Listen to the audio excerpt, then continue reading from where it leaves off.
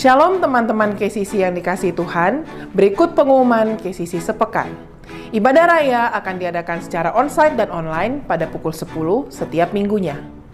Mari bergabung di dalam komunitas KCC yaitu Home, tempat di mana Anda bisa menjadi diri sendiri, diterima apa adanya, dan dibangun sesuai dengan kebenaran firman Tuhan. Home di KCC ada 3. Yang pertama, Home Jakarta Utara setiap Rabu pukul 8 malam. Yang kedua, Home Jakarta Timur setiap Rabu pukul 8 malam. Dan yang ketiga, Home Couple setiap hari Sabtu pukul 8 malam. Doa pagi KCC diadakan setiap hari Sabtu pukul 6 pagi via Zoom. Link Zoom akan di-share melalui Instagram @kcc_kingdom. Mari membangun keintiman dengan Bapa di surga lewat doa pagi. Bagi saudara yang membutuhkan dukungan doa, saudara bisa mengisi link permohonan doa yang disediakan saat ibadah online berlangsung di Facebook KCC Kingdom atau pada bio Instagram @kcc_kingdom. Bagi saudara yang rindu bertumbuh dalam kebenaran firman, saudara bisa mengakses Kevotion, renungan singkat 1 menit yang di-share setiap hari melalui Instagram KCC yang akan mengubah cara saudara berpikir.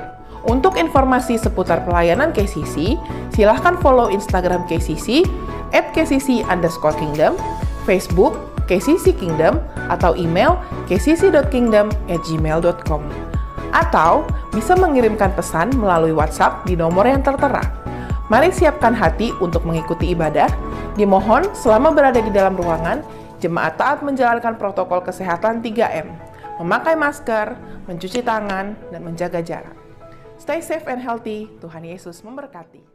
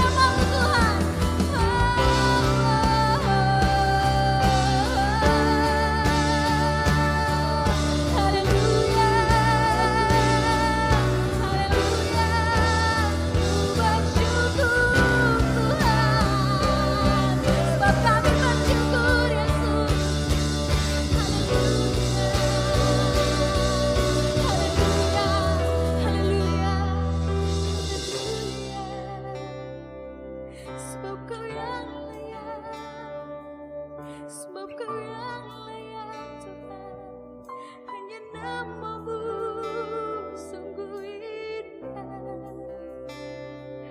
Di dalam hidup kami mau menyembahmu, kami mau tinggikan namamu, Yesus. Haleluya, sungguh besar pengorbananmu bagiku, terlalu dalam untuk dimengerti.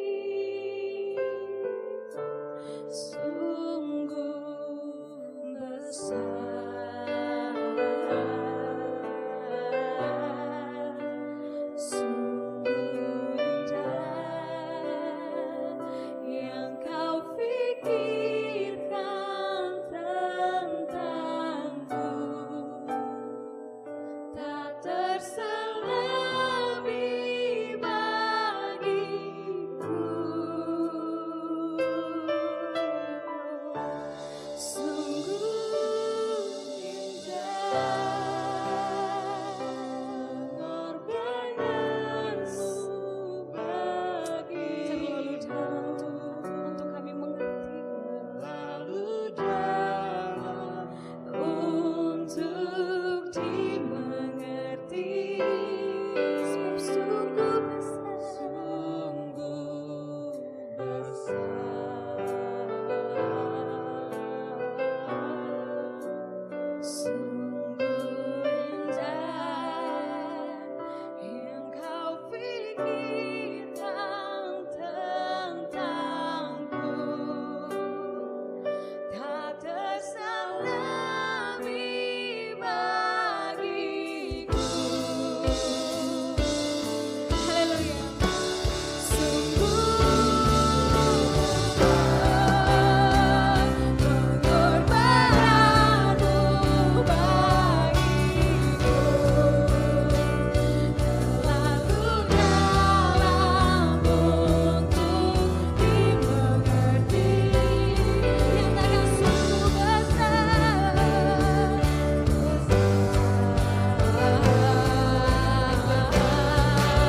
sungguh indah yang kau pikirkan tentangku, tak terselami bagiku. Sungguh indah pengorbananmu bagiku. Amin. Terlalu dalam untuk dimengerti. Sebab sungguh besar,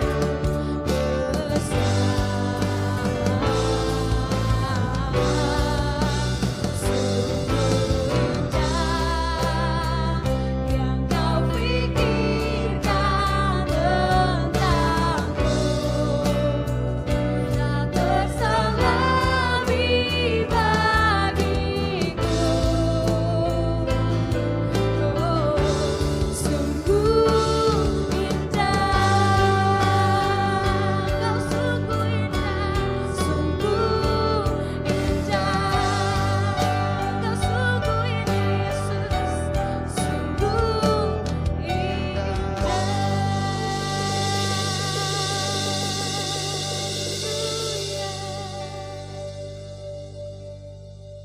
Salam bagi seluruh pendengar dan keluarga KCC yang diberkati oleh Tuhan.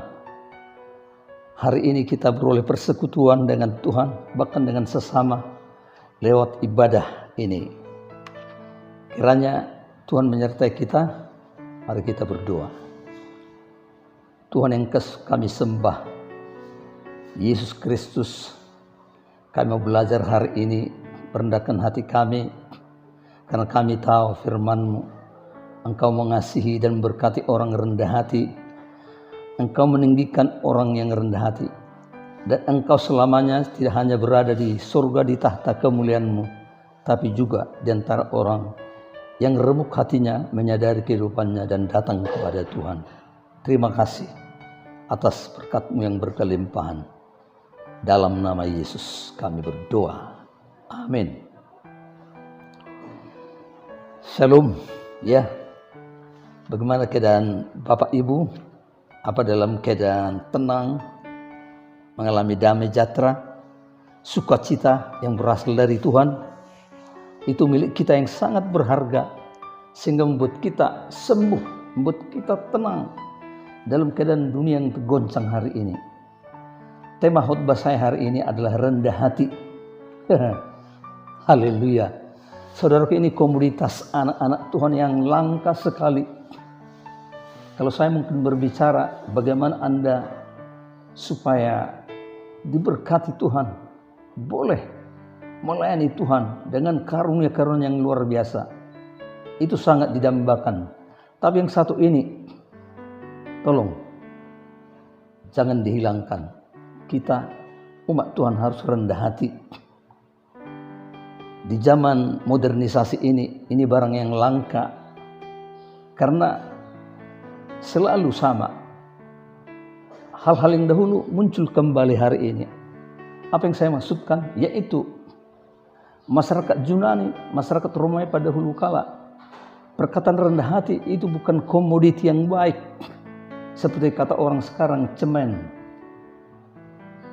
Makanya orang-orang percaya kepada Tuhan selalu mengatakan rendah hati. Filsuf Aristoteles, banyak yang lain yang sangat mempengaruhi masyarakat pada waktu itu, ingin mencapai sesuatu dengan kekuatan, yaitu filsafat bahwa manusia itu adalah makhluk yang sukar, yang bisa mengungguli orang-orang lain kalau mereka mau. Nah, buat kita hari ini bukan pesan dunia, bukan pesan seorang ahli, tapi pesan sang maestro yang telah mati dan bangkit bagi kita, itu Yesus Kristus. Nah, sesuai dengan tema kita, pembacaan pertama akan saya bacakan dari Matius 21 ayat 28 sampai 30. Demikian dikatakan, tetapi apakah pendapatmu tentang ini? Seorang mempunyai 2 anak laki-laki. Ia pergi kepada anak sulung dan berkata, anakku, pergi dan bekerjalah hari ini dalam kebun anggur. Jawab anak itu, baik Bapa. Tetapi ia tidak pergi. Lalu orang itu pergi kepada anak yang kedua dan berkata, demikian juga. Dan anak itu menjawab, aku tidak mau. Tetapi kemudian ia menyesal lalu pergi juga. Siapakah di antara kedua orang itu yang melakukan kehendak ayahnya? Jawab mereka, yaitu semua audiens, termasuk ahli Taurat, orang-orang banyak, mendengar apa yang dikatakan Tuhan. Jawab mereka, yang terakhir. Kata Yesus kepada mereka, aku berkata kepadamu, sesungguhnya pemungut-pemungut cukai dan perempuan-perempuan sundal akan mendahului kamu masuk ke dalam kerajaan Allah. Luar biasa, saudaraku. Hari-hari ini orang-orang menyadari dan bertindak dari keadaan sadarnya untuk menanggapi apa yang dikatakan Tuhan. Mereka lah yang akan mendahului banyak orang mungkin pintar atau seorang agamani, tetapi tidak berbuat apa-apa. Lihat anak yang bungsu ini, dia menyesal sama-sama dengan para pemungut cukai dan perempuan-perempuan berdosa ini. Waktu Tuhan berbicara, mereka menyesali keadaannya dan Tuhan menyambut mereka, pergilah engkau dengan selamat. Nah, ada banyak suku juga di bumi ini yang sukar minta maaf, sukar merendahkan diri, tidak mau mengalah, ataupun seolah-olah mengetahui segala sesuatu, tapi sebenarnya tidak. Kategori merendahkan hati ini sangat perlu.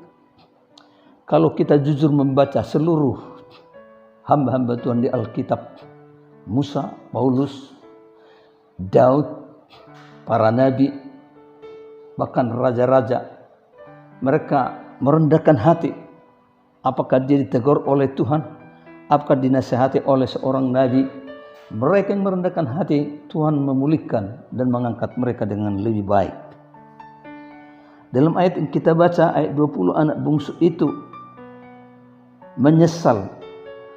Dan itu adalah perbuatan yang luar biasa. Artinya dia menyadari setelah dia berkata, "Ya, aku tidak bisa."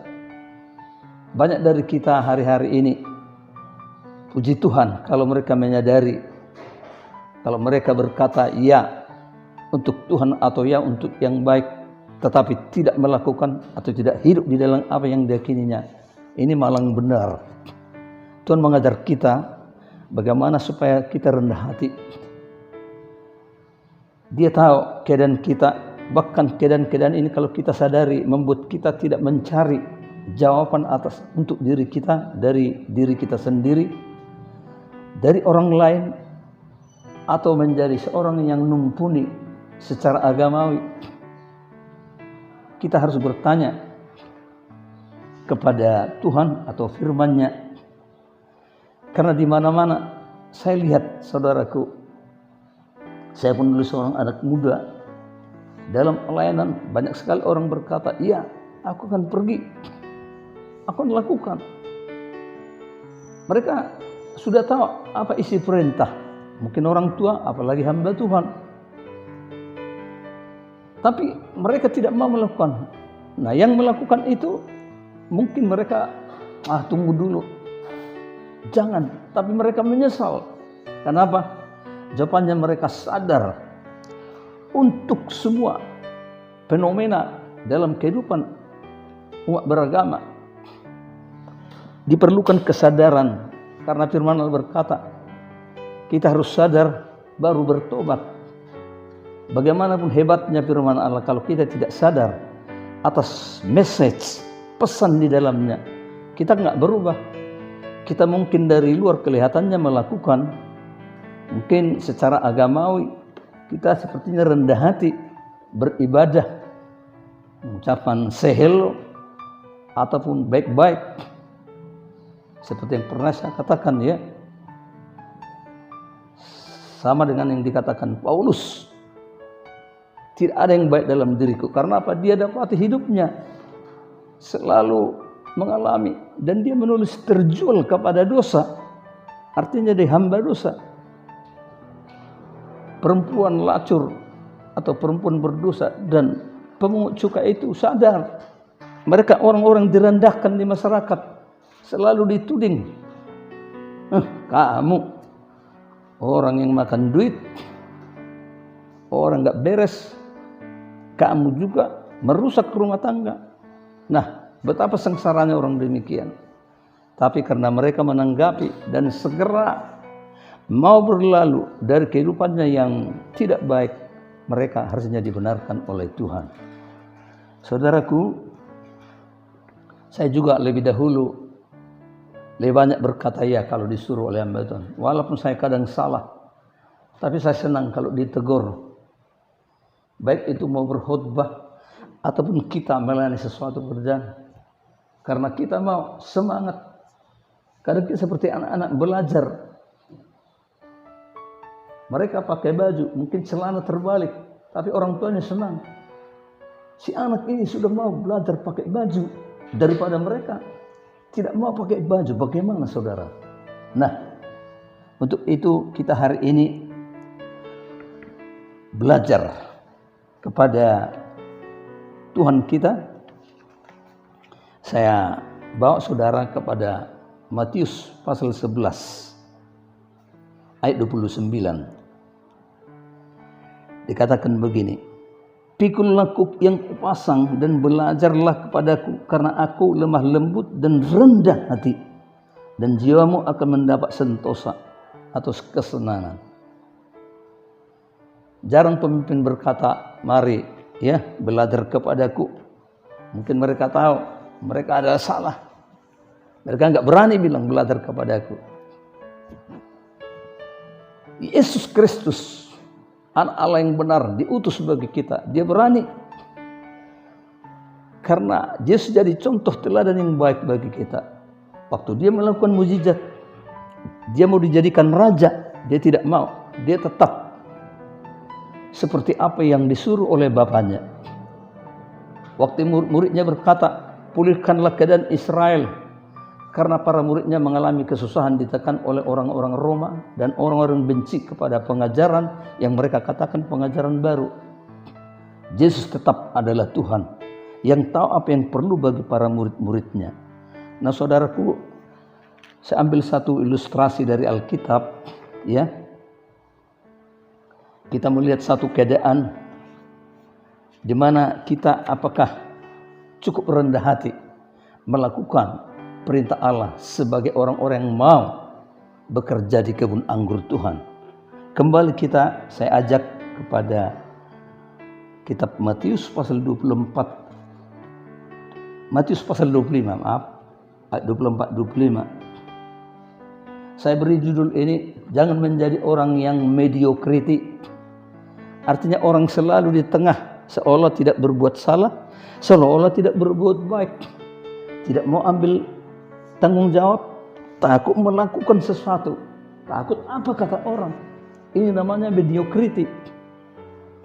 Hamba-hamba Tuhan tidak takut melakukan apa yang benar, walaupun risikonya sangat fatal. Kita sudah melihat dalam Alkitab bagaimana para murid-murid Tuhan semuanya mati dalam penyiksaan atau mengalami aniaya.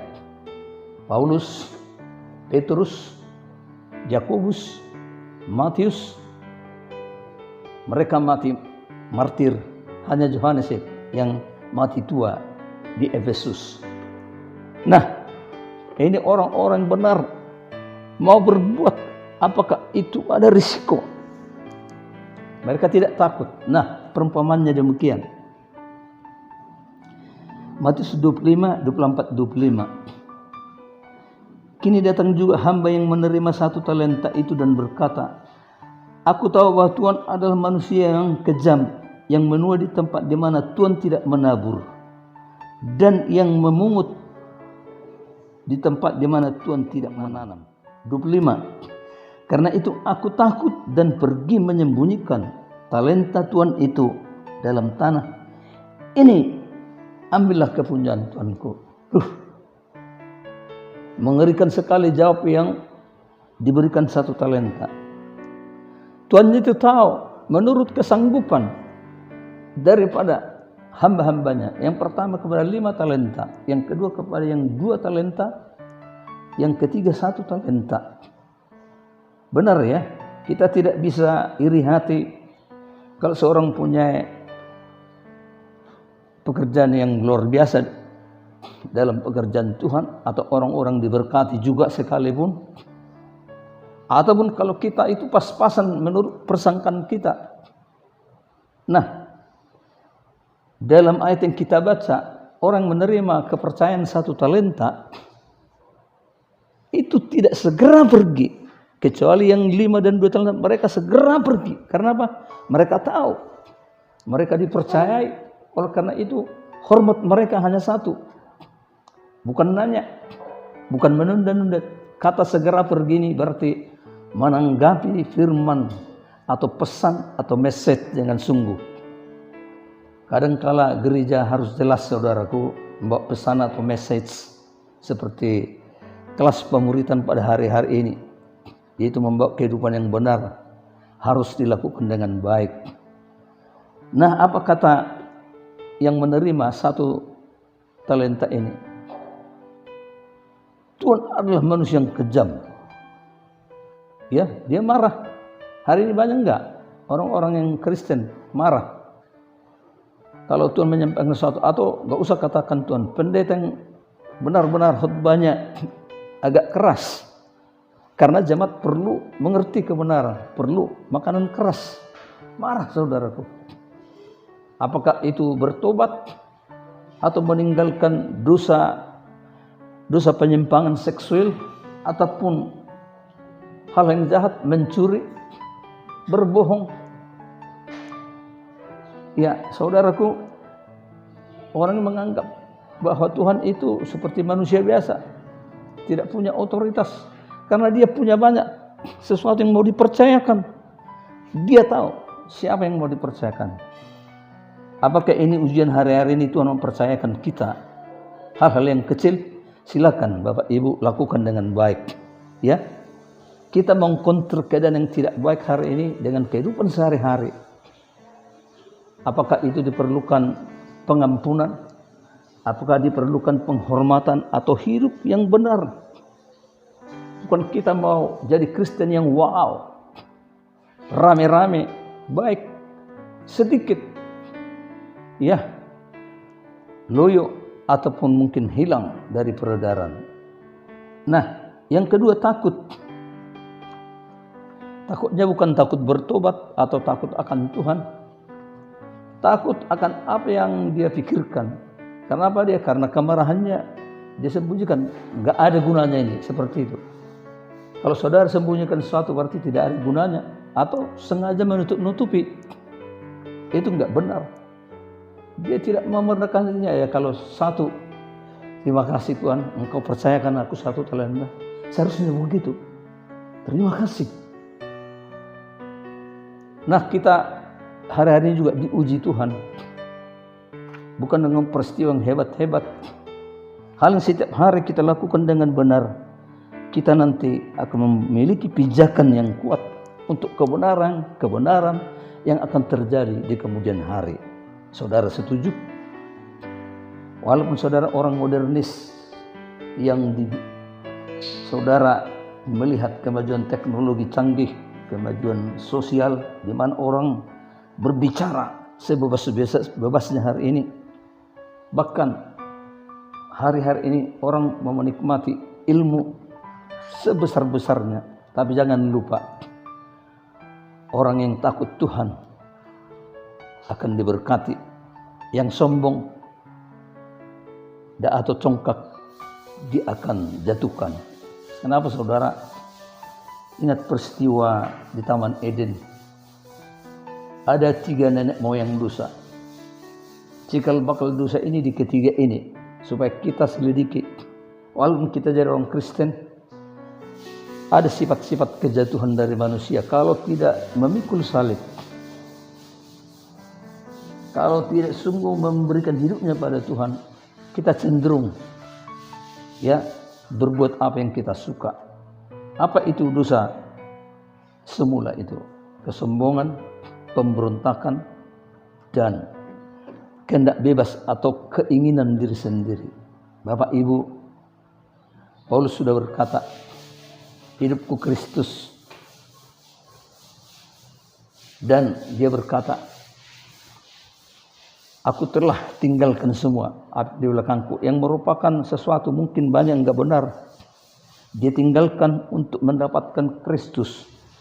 Karena itu, saudara-saudaraku, ketakutan dan menunda-nunda karena dia tidak mau segera ataupun tidak mau bertanggung jawab. Karena ini masalah tanggung jawab.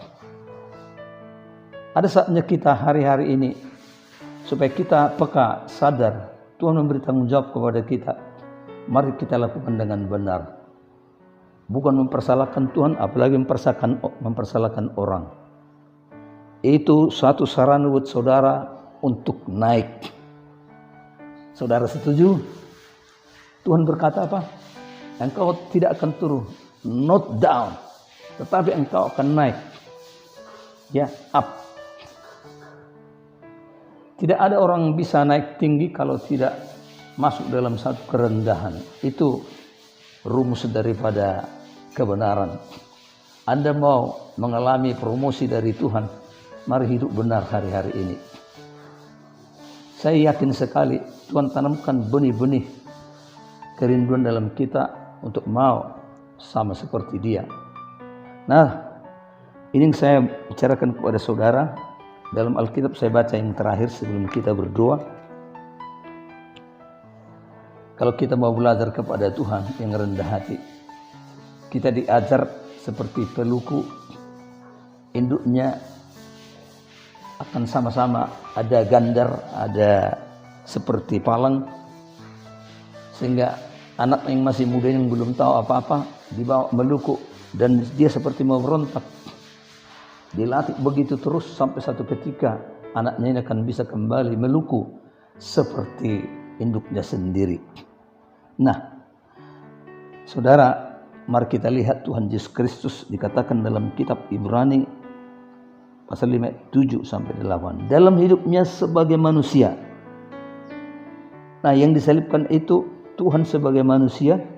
Ia telah mempersembahkan doa dan permohonan dengan ratap tangis dan keluhan kepada Dia yang sanggup menyelamatkannya dari maut. Dan karena kesalehannya ia telah didengar. Ayat 8. Dan sekalipun ia adalah anak, nah sekalipun saudara adalah anak Tuhan, dari posisi sosial manapun, jabatan apapun, ingat, ia telah belajar menjadi taat dari apa yang deritanya. Kalau menurut saudara ada penderitaan pada saudara, itu menunjukkan bahwa saudara harus mengambil kesimpulan taat apa tidak. Mau jadi seorang pelayan, saudara, ada hari-hari hidup kita ini mengalami satu tantangan. Apa kita mau pikul salib, tidak memperdulikan diri kita, hanya memperdulikan bagaimana Tuhan dipermuliakan dalam kita. Kalahkanlah ini seperti Kristus. Walaupun dia anak, dia sampai menangis. Kenapa? Berat. Ada berkata, yaitu dia Tuhan kan sanggup, bukan saudaraku. Dia sengsara, terhina. Dia harus turun tahta menjadi manusia, supaya dia bisa mengenali kita, kelemahan kita, kekurangan kita. Nah, mari kita serahkan diri kita kepada Tuhan. Tiap hari kita tidak minta sesuatu yang luar biasa, kecuali yang penting ini. Dalam keadaan yang sangat menyulitkan, kita bisa bersama-sama dengan Tuhan, sama seperti Yesus. Nah, kita yakin hari ini Tuhan memberkati kita kalau kita rela menerima apa yang diinginkan Tuhan, supaya kita rendah hati. Saya mau berdoa, saudara. Tuhan, saya akhiri khotbah ini, tapi kebenaran melalui Roh yang kudus tetap bekerja pada semua yang segera mau berubah, segera mau seperti Kristus yang rendah hati. Walaupun banyak tantangan dan godaan, tapi bersama Kristus mereka akan Tuhan berikan sentosa, freshness, kesegaran dalam hari-hari yang sulit bernapas hari ini. Tuhan, terima kasih Engkau berkati mereka. Dan hari ini Tuhan, kami berdoa bersama-sama untuk pemerintah kami Republik Indonesia, yang hari demi hari Tuhan mau mengupayakan NKRI menuju suatu negeri yang makmur, negeri yang damai dan sejahtera. Dan kami sudah dengar orang-orang di luar, mancanegara, sudah mulai melihat Indonesia ini bagaimana keadaan. Tapi satu hal yang kami gembirakan, para anak-anak muda sudah dibangkitkan dari negeri ini. Pemuda dari orang-orang benar, pemuda dari orang-orang punya ilmu kompetensi yang lain. Mereka biarlah diisi oleh kebenaran, supaya mereka rendah hati. Walaupun otak mereka brilian, walaupun kemampuan mereka benar-benar di atas daripada kebanyakan orang, Tuhan, kami berdoa supaya mereka cukup rendah hati. Dan kalau mereka rendah hati, Tuhan akan berkati, akan mempermuliakan mereka. Kami mohon berkat yang luar biasa bagi keluarga KCC. Jadi pelayan yang sungguh-sungguh Tuhan, mengcounter keadaan hidup hari-hari ini. Bukan dengan cara mereka, tapi dari keramahan. Mau mengampuni orang, mau melupakan kesalahan-kesalahan orang, tidak membalas kejahatan dengan kejahatan, tapi kebaikan itu kelakuan mereka yang banyak diandalkan oleh manusia hari ini. Terima kasih Tuhan, Kau berkati gembala sidang di KCC dengan seluruh tim, kerjasama yang baik dengan kerendahan seperti Kristus, dan penghormatan kepada hamba-Mu akan meningkat hari ini, karena mereka adalah Kau izinkan untuk memberkati jemaat. Terima kasih Tuhan. Bapak Ibu, saudara-saudara, semua yang mendengar firman Tuhan, mari kita terima berkat dari Tuhan. Turunlah kiranya anugerah, berkat, kasih karunia Kristus yang sempurna, damai sejahtera dari Allah Bapa yang melimpah, dan persekutuan oleh Roh Kudus yang menyertai saudara sekalian mulai hari ini, besok, sampai selama-lamanya. Yang percaya sama-sama katakan, amin.